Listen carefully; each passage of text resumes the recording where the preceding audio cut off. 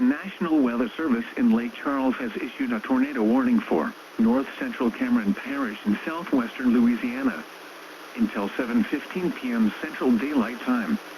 At 6:49 p.m. Central Daylight Time, a severe thunderstorm capable of producing a tornado was located near Hebert's Marina, or 7 miles southwest of Grand Lake, moving northeast at 5 miles per hour. Hazard, tornado. Source, radar indicated rotation.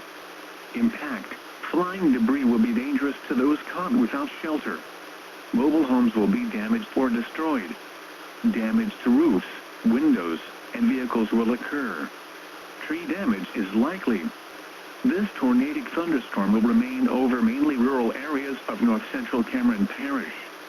Take cover now. Move to an interior room on the lowest floor of a sturdy building. Avoid windows.